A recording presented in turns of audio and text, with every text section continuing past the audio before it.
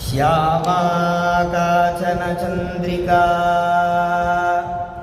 त्रिभुवने पुण्यात्मना मानने सीमा शून्यकविद्ववर्षजननी या कापि कादम्बिनी मारारातिमनोविमोहनविधौ काचित्तपः कन्दली कामाक्ष्याः करुणाकटाक्षलहरी कामाय मे कल्पताम् बुद्धिर्बलं यशोधैर्यं निर्भयत्वमरोगता अजाड्यं वाक्पटुत्वं च हनूमत्स्मरणात् भवेत्। श्री हरये नमः। श्री सीता लक्ष्मण भरत शत्रुघ्न हनुमत् समेत श्री रामचंद्राय परब्रह्मणे नमः। श्री जगन्मात्रे नमः। பரம காருண்ய ரூபிணியான காமாட்சியுடைய பரமானுகிரகத்தினாலையும் ஆச்சாரியாருடைய அனுகிரகத்தினாலையும் ராமாயணம் என்று சொல்லக்கூடிய உயர்வான ராமச்சரித்திரம், அதிலும் விசேஷமாக சுந்தரகாண்டம் யத்யத் சங்கல்பிதம் சித்தம் சுகரம் வாபி துஷ்கரம் அப்படின்னு சொல்லப்பட்ட உயர்வான ஒரு பலஸ்ருதி. மனசில் நினைக்கக்கூடிய அனைத்து தர்மத்துக்கு உட்பட்ட ஆசைகளும் சுலபமாக இருந்தாலும் அது மிக கடினமாக நிறைவேறத்துக்கு ரொம்ப சிரமமாக இருக்கக்கூடிய ஒரு ஆசையாக இருந்தால் கூட க்ஷணத்தில் நிறைவேறிடும். அப்பேற்பட்ட ஒரு உயர்வான பலத்தை கொடுக்கக்கூடிய சுந்தரகாண்டம். ஏன் அப்படின்னா, நம்மளுடைய சிரமங்களை எல்லாத்தையும் போக்குறவர் பகவான். நம்மளுக்கு சிரமம் ஏற்பட்டால் பகவத் சந்நிதியை நோக்கி போகிறோம். அந்த பகவானுக்கே ஒரு சிரமம், பகவானுக்கே சிரமம் அப்படின்னா பகவான் மனுஷ்யாவதாரம் பண்ணி இதெல்லாமே ஒரு நாடகம்தான். பகவானுக்கு சுக துக்கம் அப்படிங்கிறது எதுவும் இல்லை, அவர் பரமாத்மா. இந்த மனுஷ்ய அவதாரம் பண்ணினதுனால இந்த சுக துக்கங்களுக்கெல்லாம் உட்பட்டவராக அவர் ஒரு நாடகம். இதெல்லாம் என்ன, இந்த மனுஷனாக பிறந்துட்டா சுகம் துக்கம் எல்லாத்தையும் அனுபவிச்சு தான் ஆகணும் அப்படின்னு காமிக்கிறது. அப்படி இந்த பகவானுக்கே ஒரு கஷ்டம், சீதையை பிரிஞ்சு இருக்கக்கூடிய ஒரு கஷ்டம். அதே மாதிரி சீதையும் ராமரை பிரிஞ்சு இருக்கக்கூடிய ஒரு தருணம். இந்த சமயத்தில் ஆஞ்சநேய சுவாமி தான் சீதைக்கு போய் ஒரு தைரியத்தை கொடுக்குறார். ராமதூதனாக வந்திருக்கேன், ராமர் லங்கைக்கு ராவணனை வதம் பண்ணி உங்களை அழிச்சிட்டு போகிறார் அப்படின்னு ஒரு தைரியத்தை கொடுக்கறதுக்காக ராமதூதனாக சீதைக்கு தைரியத்தை கொடுத்தார். அதே மாதிரி ஸ்ரீராமச்சந்திரமூர்த்திக்கும் கண்டேன் சீதையை திருஷ்டா சீதா அப்படிங்கிறார் ராமாயணத்தில், வால்மீகி ராமாயணம். அதுதான் தமிழில் கண்டேன் சீதை அப்படின்னு பார்த்தோன்னே ராமரை பார்த்து சீதையை பார்த்தேன் அப்படின்னு ஒரு தைரியத்தை கொடுக்குறா. அப்படி இந்த பகவானுக்கு ஒரு தைரியத்தை கொடுத்து, என்ன ரொம்ப துக்கத்தில் இருந்தா, ராமரும் சரி சீதையும் சரி ஒவ்வொருத்தர் பிரிஞ்சதுனால, அப்படி அந்த பகவானுக்கே ஒரு சந்தோஷத்தை கொடுத்தவர், ஒரு நல்லதை பண்ணினவர் ஆஞ்சநேய சுவாமி. அதனால் ஆஞ்சநேய சுவாமி அப்படிங்கிறவர் ரொம்ப உயர்வானவர். இப்படி பகவானுக்கே துக்கத்தை போக்கினவர். அந்த துக்கத்தை போக்கி ஒரு சந்தோஷத்தை ஏற்படுத்தினார். அப்பேற்பட்ட ஒரு காண்டமாக அமையக்கூடியது தான் சுந்தர காண்டம். சுந்தரம்னாலே அழகு, அப்படி ரொம்ப அழகாக அமையக்கூடிய காண்டம் தான் இந்த சுந்தர காண்டம். இதுக்கு உள்ள பலஸ்ருதி ஸ்காந்த புராணத்தில் சொன்னார். எத்தனையோ பலஸ்ருதி இதுக்கு. இது காமியமாக மொத்தம் 68 சர்க்கம் இந்த சுந்தரகாண்டத்தில். இதை ஒரு சர்க்கமுமே ஒரு காமனைக்காக இதை பாராயணம் பண்ணலாம் அப்படின்னு பிரம்மஸ்ரீ சேங்காலிபுரம் அனந்தராம தீட்சிதர்வாள் அவளுடைய கிரந்தத்தில் அதில் எழுதியிருக்கா. நேற்றுக்கே அதோட பலன்கள்லாம் சொன்னோம். அந்த மாதிரி ஒரு காமனையை உத்தேசித்து ஒரு சர்க்கத்தை பாராயணம் பண்ணுறது, 68 சர்க்கம் முழுமையாக பாராயணம் பண்ணுறது, சப்த சர்க்க பாராயணம் இப்படின்னு இதுக்கு பலவிதமான ஒரு முறைகள் இருந்தாலும் தனித்தனியாக காமியமாக ஒரு சர்க்கத்தை பாராயணம் பண்ணுறது. இதில் விசேஷமாக சித்தப்பிரமை அப்படின்னு சொல்லக்கூடிய இந்த பித்து பிடிச்ச மாதிரி சில பேர் இருப்பா. அவளுக்கெல்லாம் என்ன பரிகாரம் அப்படின்னா, அந்த பித்து பிடிச்ச மாதிரி இருக்கிறவாளுக்கு சுயமாக பரிகாரம் பண்ணிக்க முடியாது. இப்போ யாராவது ஒருத்தர் பண்ணணும், அந்த குழந்தையோட அப்பாவோ இல்லை அண்ணாவோ தம்பி யாரோ ஒருத்தர் சங்கல்பம் பண்ணிட்டு 13வது சர்க்கம் இதை பிரதிதினம் பாராயணம் பண்ணினா எப்பேற்பட்ட அந்த சித்தப்பிரமை இருந்தாலும் நிவர்த்தி ஆகிடும். இப்படி ஒரு சர்க்கத்துக்கு ஒரு பலன் இந்த சுந்தரகாண்டத்துக்கு. இதை முழுமையாக பாராயணம் பண்ணினோம் அப்படின்னா, பாராயணம் பண்ணுறது மட்டும் இல்லை, பாராயணம் பண்ண முடியாதவர்கள் இதில் உள்ள இந்த தர்மங்கள் கதை ரூபமாக இருக்கக்கூடிய இந்த தர்மங்கள், ராமாயணம் முழுக்கவே தர்மம்தான். இந்த தர்மங்களெல்லாம் கேட்கறது, இந்த கதை மூலமாக இந்த கதையை தெரிஞ்சுக்கிறது. வெறும் கதையை மட்டும் தெரிஞ்சுக்கிறதுனால பலன் குறைச்சல் தான். இதில் உள்ள இந்த ஸ்லோகங்களையும் சேர்ந்து சிரவணம் பண்ணணும். அதனால தான் ஆச்சாரியால் பரம கிருபாளுவானுவார் நம்மளுடைய பாலபிரிவா பிரதிதினம் இந்த புராண சிரவணம், புராண பாராயணங்கள் இதெல்லாம் ஏற்படுத்தினா, அந்த மாதிரி இந்த ராமாயணத்தை வெறும் அந்த கதை மட்டும் தெரிஞ்சுக்காமல் இதில் உள்ள அந்த ஸ்லோகங்களெல்லாம் சொல்லி, அதுவும் வெறும் அந்த கதையை மட்டும் சொல்லாமல் ஒரு சர்க்கத்திலையும் இருக்கக்கூடியதை விஸ்தாரமாக உபன்யாசம் பண்ணணும்னு பெரிவா ஆஜ்ஞை பண்ணி நாம் பண்ணிட்டு இருக்கோம். ஏன் அப்படின்னா, வேத பிராச்சேதசாதாசீது சாட்சாத் ராமாயணாத்மனா அப்படின்னா, வேதத்துக்கு என்ன உயர்வோ அந்த வேதமே அவதாரமாக எடுத்து வந்தது அப்படின்னு எதை சொல்லலாம் அப்படின்னா ராமாயணம் தான். ஏன்னா ஏகைகம் அக்ஷரம் புரோக்தம் மகாபாதக நாசனம், ஒரு அக்ஷரத்தை சொன்னாலே பெரிய பாவங்கள்லாம் நிவர்த்தி ஆகுது. அப்பேற்பட்ட உயர்வான ஒரு சரித்திரம். சீதாயாச்சரிதம் மகது அப்படின்னு, இது சீதாயாச்சரிதம் மகதுன்னர். இப்படின்னு சீதா சரித்திரம்னு இதுக்கு பேர் உண்டு. இப்படின்னு இதுக்கு பல உயர்வுகள். இப்பேற்பட்ட இந்த சுந்தரகாண்டத்துக்கு, இந்த ராமாயணத்தில் இருக்கக்கூடியதான் இந்த சுந்தரகாண்டம். இந்த சுந்தரகாண்டத்தை முழுமையாக பாராயணம் பண்ணினா ராமாயணம் முழுக்க பாராயணம் பண்ண பலன் கிடைக்கும். ஏன்னா ராமாயணம் 24,000 ஸ்லோகம், எல்லாத்தையும் பண்ண முடியலனாலும் இந்த சுந்தரகாண்டத்தை பாராயணம் முழுமையாக பண்ணுறது, அது இன்றைய தினம் வரை நாம் பார்க்கலாம். எல்லாரும் இது பண்ணிட்டு இருக்கக்கூடியவா, ஸ்திரீகள்லாம் கூட பண்ணுவா. சுந்தரகாண்ட பாராயணம் அப்படிங்கிறது ரொம்ப பிரசித்தம், எல்லா இடங்கள்லையும் நடக்கக்கூடியது. ஏன் அப்படின்னா, இது ராமாயணத்தை முழுமையாக பாராயணம் பண்ண பலன் கிடைக்கும். அது மட்டும் இல்லாமல் எப்பேற்பட்ட ஒரு கஷ்டத்தில் இருந்தாலும் இதை பாராயணம் பண்ணினா அதுலேருந்து விடுபட்டுடலாம். இந்த மாதிரி என்ன ஒரு ஆசை இருந்தாலும் தர்மத்துக்கு உட்பட்டது அது எல்லாமே நிறைவேறிடும் அப்படிங்கிறது பெரிய ஒரு பெருமை. அப்பேற்பட்ட சுந்தரகாண்டம் நேற்றைய தினம் சுக்ரீவனால் அனுப்பப்பட்ட வானரர்கள் எல்லாரையும் அனுப்புகிறான் சீதையை கண்டுபிடிக்கணும் அப்படின்னு. ஒரு வானரர்கள் ஒரு திக்கில் போய் எல்லாரும் திருப்பி வந்துட்டார். அப்போது ஆஞ்சநேய சுவாமி அவர் கிளம்புறார். அப்போது ஜாம்பவானானவர் அவருடைய பராக்கிரமத்தை சொல்கிறார். அவர் பராக்கிரமத்தை சொன்னோன்னா ஆஞ்சநேயருக்கு தன்னுடைய ஒரு வீரியம் பலம் எல்லாம் ஞாபகத்தில் வருது. இவருக்கு ஒரு சாபம் இருந்தது, நேற்றைய தினமே சொன்னோம். அதனால் இவருக்கு தன்னுடைய பலங்கள்லாம் மறந்து போயிடுச்சு. தான் ஒரு வீரன் அப்படிங்கிறதே இவருக்கு ஞாபகத்தில் இல்லை. அப்போது இந்த ஜாம்பவானானவர் சொல்கிறார். சொன்னோன்னே அந்த வீரியங்கள்லாம் ஞாபகம் வருது. அப்போது ஆஞ்சநேயரானவர் சீதையை கண்டுபிடிக்கணும் அப்படிங்கிறதுக்காக ஒரு காளமாடை போல ஒரு பெரிய ஒரு வீரனாக பிரகாசித்தார், கிளம்பினார் சீதையை கண்டுபிடிக்கிறதுக்காக அப்படிங்கிற பரியந்தம் நேற்றைய தினம் பார்த்தோம். மேற்கொண்டு சதஸ்ய கிரிவர்யஸ்ய தலே நாகவராயுதே திஷ்டன் கபிவரஸ்தத்ர ஹிருதே நாக இவா பபௌ. மேற்கொண்டு வர்ணிக்கிறார் வால்மீகி மகர்ஷி. ஆஞ்சநேயரானவர் சீதையை கண்டுபிடிக்கிறதுக்காக கிளம்பினார். அவர் எப்படி கிளம்புறார் அப்படிங்கிறத வர்ணிக்கிறார். கிரிவரியஸ்ய அப்படின்னா மகேந்திர பர்வதம் அப்படின்னு சொல்லக்கூடிய ஒரு மலை. அந்த மலை அடிவாரத்தில் நின்றுருக்கார்.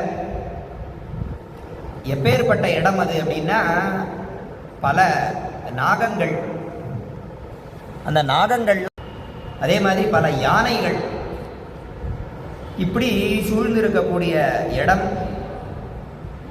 அந்த இடத்துல இவர் எப்படி நிற்கிறார் அப்படின்னா, ஒரு மடுவில் ஒரு யானையானது எப்படி கம்பீரமாக பிரகாசிக்குமோ அந்த மாதிரி பிரகாசிக்கிறாராம். நாக இவன்னர், நாகன்னு சொன்னால் பாம்புக்கும் பேர் உண்டு, இந்த இடத்துல யானை அப்படின்னு அர்த்தம் உண்டு.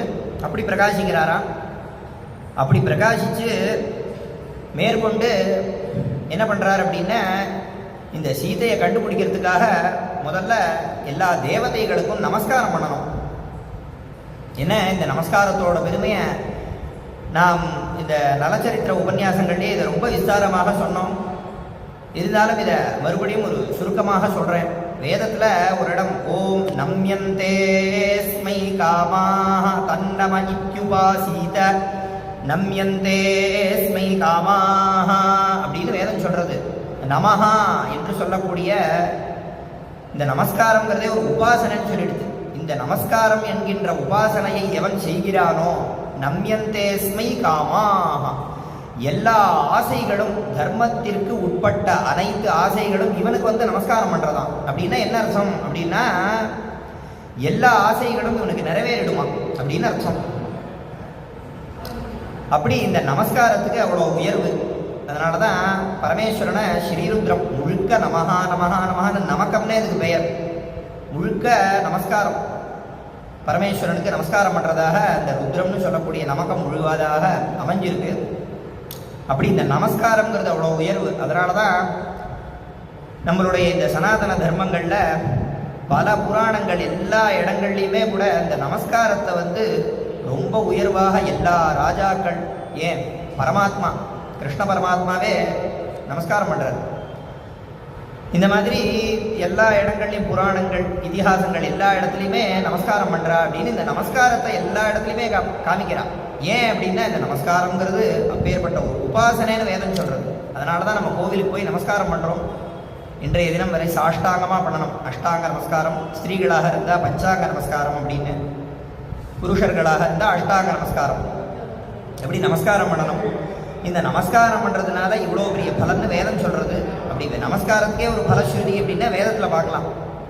அதனால் இதுக்காக இது சொல்ல வந்தேன் அப்படின்னா, இந்த ஆஞ்சநேய சுவாமி பரம வினீதர். அதனால் நமஸ்காரம் எல்லா சாஸ்திரங்களும் தெரிஞ்சவர், வேதம் தெரிஞ்சவர், வேதாத்தியனம் பண்ணவர், சாஸ்திராத்தியனம் பண்ணவர், எல்லா தர்மங்களும் தெரிஞ்சவர்.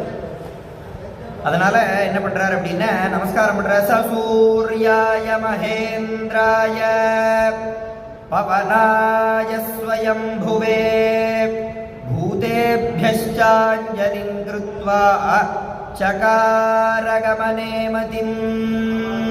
முதல்ல தன்னுடைய குருவாக இருக்கக்கூடிய சூரிய பகவானுக்கு நமஸ்காரம் பண்ணினார். அடுத்து மகேந்திரனுக்கு நமஸ்காரம் பண்ணினார். பவனாயாத்மயோனையே, வாயு பகவான் தன்னுடைய அப்பா, அந்த வாயு பகவானுக்கு நமஸ்காரம் பண்ணினார். அடுத்து பூதேபியஷ்டாஞ்சலிம் கிருத்வா, எல்லா பஞ்சபூதங்களுக்கும் நமஸ்காரம் பண்ணார். அதுக்கப்புறமா அஞ்சலிம் பிராங்முகः குர்வன் பவனாயாத்மயோனயே ததோஹி வவ்ருதே கந்தும் தட்சிணாந்திசம். மேற்கொண்டு கிழக்கு முகமாக திரும்பிண்டு தன்னுடைய அப்பாவான வாயு பகவானுக்கு புனக மறுபடியும் நமஸ்காரம் பண்ணி தன்னுடைய சரீரத்தை ரொம்ப பெருசாக மாற்றிட்டாராம் பறக்கிறதுக்காக. அதாவது இந்த அஷ்டசித்தி அப்படின்னு பேர். அணிமா மகிமா செய்வ கரிமா லகிமா ததா பிராப்தி பிராகாம்யமீஷித்வம் வசித்வம் சாஷ்டசித்தய அப்படின்னு அமரகோஷம். இந்த அடிமாதி அஷ்டசித்திகள் அப்படின்னு உண்டு. நம்ம பல ஒரு பெரிய யோகிகள் மகான்கள் இவருடைய சரித்திரங்கள்லாம் கேள்விப்பட்டிருக்கோம். இந்த அனிமாதி அஷ்டசித்திகள் அவளுக்கெல்லாம் இருக்கும். அனிமாதி அஷ்டசித்திகள் அப்படின்னா என்ன அப்படின்னா, எட்டு விதமான சித்தி. முதல்ல அணிமா அப்படின்னா ஒரு சின்ன துரும்பு போல மாற்றிக்கிறது தன்னுடைய உடலை. வேதத்திலே ஒரு இடம் ஓம் அணோரணியான் மகதோ மஹீயான் ஆத்மா குஹாயான் நிஹிதோஸ்ய ஜந்தோ அப்படின்னு உபனிஷத்து சொல்றது. அணிமா அப்படின்னா அணோரணியான், அணுக்கெல்லாம் அணுவாக பரமாத்மா இருக்கு அப்படின்னு உபனிஷத் சொல்றது. அதே மகதோமகியான், ரொம்ப பெருசு அப்படின்னு உலகத்தில் எது சொல்கிறோமோ அதெல்லாம் காட்டிலும் பெருசாக பரமாத்மா இருக்கு இப்படின்லாம் அங்கே உபனிஷத்தில் சொல்கிறார். அப்படி இந்த அணிமா அப்படின்னா ஒரு சின்ன ஒரு புரியுற மாதிரி சொல்லணும், ஒரு புள்ளின்னு வச்சுக்கலாம், அதை விட சின்ன இது. இந்த அணிமா அணுங்கிறதுக்கு நம்ம கரெக்டாக எப்படி இதை பரிமாணமே சொல்ல முடியாது. ஒரு ரொம்ப சின்னது, ஒரு புள்ளியை விட சின்னதுன்னு வச்சுக்கலாம். அதுக்கு அணிமா, அது அணுன்னு பேர். இந்த அணிமாதி சித்தி அப்படின்னா தன்னை ஒரு சின்ன ஒரு இது மாதிரி துருப்பு மாதிரி மாற்றிக்கிறது அணிமா. அடுத்து மகிமா. மகிமான்னு சொன்னால் தன்னுடைய உடலை அப்படியே பகவான் வந்து விஸ்வரூப தரிசனம் காட்டும் போது எப்படி பெருசாக மாற்றிக்கிறாரோ அந்த மாதிரி மாற்றிக்கிறது அணிமா மகிமா. அடுத்து கரிமா. கரிமான்னு சொன்னால் ரொம்ப வெயிட்டு, பாரமாக மாற்றிக்கிறது தன்னுடைய உடலை. அடுத்து லகிமா ததா. லகிமா அப்படின்னு சொன்னால் வெயிட்லெஸ், இங்கிலீஷில் சொல்லணும்னா ரொம்ப ஒரு லேசான வெயிட்டே இல்லாமல் பாரமே இல்லாமல் தன்னுடைய சரீரத்தை மாற்றிக்கிறது அணிமா மகிமா கரிமா லகிமா ஆஜி. அடுத்து பிராப்திகின்னு ஒன்று, நினச்சதை அடையிறது, அது பிராப்தின்னு பேர். அடுத்து பிராகாமியம் அப்படின்னா நினச்ச போது நினச்ச இடத்துல இருக்கிறது. நம்ம மகாபெரிவா சரித்திரங்கள்லேயே கேட்டிருப்போம். அது மாதிரி ஸ்ரீதர சுவாமிகள் அப்படின்னு ஒரு மகான் கர்நாடகாவில் இருக்கக்கூடிய ஒரு இப்போ வெள்ளவர், ஒரு காலத்தில் இருந்த ஒரு யோகீஸ்வரர். அவருடைய சரித்திரங்களில் கூட நம்ம கேள்விப்பட்டிருப்போம். இங்கே இருந்துகிட்டே இருப்பார், திடீர்னு ஒரு இன்னொரு இடத்துல போய் பார்த்தா அங்கேயும் இருப்பார். இது மாதிரி பண்ணிக்கக்கூடிய இது ஒரு சித்தி. அடுத்து ஈசித்வம். ஈசித்வம்னா தலைவனாக இருப்பது, எல்லாரையும் ஆளக்கூடிய ஒரு திறன், அதுதான் தலைவனாக இருக்கக்கூடியது, அதுதான் ஈசித்வம். அடுத்து வசித்வம். வசித்வம்னா வசியம் பண்ணுறது, ஒருத்தரை பார்த்தாலே வசியம் பண்ணுறது. இதெல்லாம் அணிமாதி அஷ்டசித்திகள்னு பேர். இப்படி அணிமாதி அஷ்டசித்திகள் அதில் தேர்ச்சி பெற்றவர் ஆஞ்சநேய சுவாமி. அதனால் தன்னுடைய சரீரத்தை பெருசாக மாற்றிட்டாராம். விஸ்வரூப தரிசனத்தில் பகவான் எப்படி மாற்றிட்டாரோ அது மாதிரி பெருசாக மாற்றிட்டாராம். அப்படி பெருசாக மாற்றிட்டு தெற்கு முகமாக, ஏன்னா தெற்கு முகமாக தான் போனான், அங்கே தான் லங்கைக்கு போகிற வழி. அதனால் அந்த தெற்கு முகமாக போகிறதுக்காக முயற்சி பண்ணினாராம். அடுத்து பிளவங்க பிரவரைர் திருஷ்டா பிளவனே கிருத நிச்சயः வவ்ருதே ராம விருத்தியர்த்தம் சமுத்திர இவ பர்வசு. விருத்தியர்த்தம்னு ஒரு பாடம், விருத்தியர்த்தம்னு ஒரு பாடம். விருத்தியர்த்தம்னு சொன்னால் ராம காரியத்துக்காகன்னு அர்த்தம், விருத்தியர்த்தம்னா ராம அபிவிருத்திக்காகன்னு அர்த்தம். ரெண்டு பாடமுமே இருக்குது. அதாவது இப்படி தன்னுடைய அப்பாவான வாயு பகவானுக்கு நமஸ்காரங்கள்லாம் பண்ணோன்னே அங்கே உள்ள வானர கூட்டங்கள்லாம் ஆச்சரியமாக பார்த்து தான். ஏன்னா அந்த வானரங்கள்லாம் ஏதோ நம்மள மாதிரி இதுவும் ஒரு வானரம் தான், குரங்கு தான் அப்படின்னு நினச்சிட்டு இருந்துதான். திடீர்னு ஆஞ்சநேயர் அவருடைய ஒரு பராக்கிரமங்கள்லாம் பார்த்து எல்லா குரங்குகளும் ரொம்ப ஆச்சரியப்பட்டு தான் தன்னை ஒரு பெரிய ரூபமாக மாற்றிட்டார் தன்னுடைய சரீரத்தை. அதெல்லாம் பார்த்துட்டு இந்த குரங்குகளுக்கெல்லாம் ரொம்ப ஆச்சரியமாக இருக்குது. அப்படி இவர் வந்து இந்த ராம காரியத்துக்காக போகிறதுக்காக தீர்மானம் பண்ணினாராம். அப்போது இதை வர்ணிக்கிறார் வால்மீகி மகரிஷி. சமுத்திர இவ பர்வசு அப்படிங்கிறார். இவர் எப்படி இருந்தார், எப்படி பிரகாசித்தார் அப்படின்னா, சமுத்திரம்னு சொன்னால் தெரியும் நம்மளுக்கு, கடல். இது வந்து இந்த கடல் அலை போல. இந்த கடல் அலை எப்படி அப்படின்னா பர்வசுன்னர். பர்வா அப்படின்னு சொன்னால் பௌர்ணமி அமாவாசையாக்கு பேர்.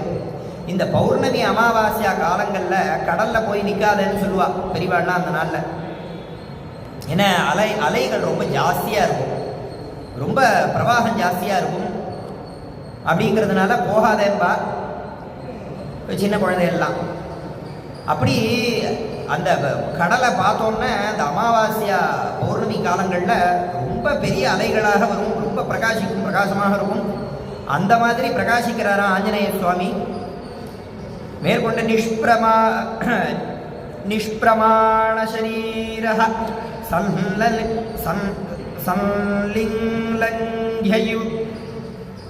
சல்லங்கயிஷுரர்ணவம் பாஹுப்யாம் பீடயாமாச சரணாப்யாஞ்ச பர்வதம். மேற்கொண்டு இந்த கடலை தாண்டறதுக்காக இவர் பண்ணுற சேஷ்டைகள்லாம் வர்ணிக்கிறார். சேஷ்டைன்னு சொன்னால் ஒரு செயல் அப்படின்னு வச்சுக்கலாம். அதை வர்ணிக்கிறார் வால்மீகி மகரிஷி. என்ன பண்ணினார் அப்படின்னா, கை கால் இதெல்லாம் வச்சு அப்படி அதெல்லாம் ரொம்ப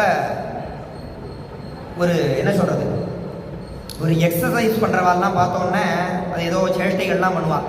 அந்த மாதிரி கையெல்லாம் தட்டிட்டு காலெல்லாம் அடித்து அந்த பர்வதத்தில் இப்படி பண்ணோன்னே இந்த மலையை நடுங்கிறது தான். மேலே சச்சாலாச்சலச்சாபி முகூர்த்தம் கவி பீடிதா தருணாம் புஷ்பிதாக்ராணாம் சர்வம் புஷ்பமசாதயத். இப்படி இந்த கைகால்லாம் இவர் அசைச்சு பண்ணோன்னே அந்த மலையை நடுங்கிறது தான். எவ்வளோ காலம் நடுங்கிட்டுனா, ஒரு முகூர்த்தம் நடுங்கித்தான். ஒரு முகூர்த்தம்னு சொன்னால் 48 நிமிஷம். ஒரு முகூர்த்த காலம் இதெல்லாம் நடுங்கித்தான். நடுங்கி அந்த மலையில் இருக்கக்கூடிய மரங்கள்லாம் தானாக புஷ்பங்களெல்லாம் உதுத்துதான். இந்த மலை அவ்வளோ நடுக்கம் ஏற்பட்டு மரத்துலேருந்து தானாக புஷ்பங்கள்லாம் கொட்டுறது. தேன பாதபமுக்தேன புஷ்பௌகேண சுகந்தினா சர்வதः சம்வ்ருதஷைலः பபௌ புஷ்பமயோ யதா. இப்படி அந்த மரங்கள்லேருந்து புஷ்பங்கள்லாம் தானாக உதிர்ந்தது. உதிர்ந்து இந்த மலை முழுக்க புஷ்பமயமாக இருக்கான். எல்லா இடங்கள்லேயும் புஷ்பங்கள் அப்படியே நிறைஞ்சதாக இருக்கான். சுகந்தினா அப்படின்னார், ரொம்ப சுகந்தம் நறுமணம் வீசுறதான் இந்த மலை முழுக்க. அப்படி இவர் இந்த கடலை தாண்டறதுக்காக இவர் முயற்சி பண்ண ஒரு செயலையும் வால்மீகி மகரிஷி வர்ணிக்கிறார். இது எதுக்காக நம்ம இந்த ஸ்லோகத்தோடு சேர்த்து சொல்கிறோம் அப்படின்னா, இந்த ஒரு ஸ்லோகமுமே இதை கேட்கறதுனாலேயே மகாபாதகங்கள்லாம் நிவர்த்தி ஆகும். அப்பேற்பட்ட ஒரு மகிமை. அப்படி மேற்கொண்டு சொல்றார், முமோச்ச சிலாஷைலஹ விஷாலா சுமனஷிலாஹ மத்யமேனார்ச்சிஷா துஷ்டஹ தூமராஜீரிவானலஹ அப்படிங்கிறத வர்ணிக்கிறார். இது எப்படி இருந்தது அப்படின்னா, கருட பகவான் ஒரு பாம்பை கொத்தி சுற்றி எடுத்துகிட்டு போகிறது போல இருக்கான். வால்மீகி மகரிஷிக்கு கருட சமனத்தை சொல்லணும்னு ஆசை. அதனால் இந்த இடத்துல குறிப்பிட்டார். இப்படி இதை வர்ணிச்சார். மேற்கொண்டு சம்ஹ்ருத்ய புஜௌ ஸ்ரீமான் ததைவ ச சிரோதராம் தேஜஸ்ஸத்வம் ததா வீர்யம் ஆவிவேஷ ச வீர்யவான். மேற்கொண்டு தன்னுடைய புஜங்கள், கைகள், கழுத்து இதெல்லாம் சுருக்கின்றாராம். அதாவது பறக்கிறதுக்கு உண்டான காரியத்தெல்லாம் பண்ணிட்டார். அப்படி சுருக்கின்றாராம். சுருக்கிட்டு ரொம்ப தேஜஸோடையும் வீரியவானாகவும் பிரகாசிச்சாராம். அப்படிங்கிற பரியந்தம் இன்னைக்கு இங்கே பூர்த்தி பண்ணிக்கிறோம். மேற்கொண்டு உள்ள தர்மங்களை நாளைய தினங்கள் பார்ப்போம். ஜெய ஜெய ஜெகதம்ப சிவே, ஜய ஜய காமாட்சி, ஜய ஜயாத்ரிசுதே, ஜய ஜய மகேஷதயிதே, ஜய ஜய சித்ககன கௌமுதீதாரே. ஸ்ரீ ஜெகதம்பார்ப்பணமஸ்து.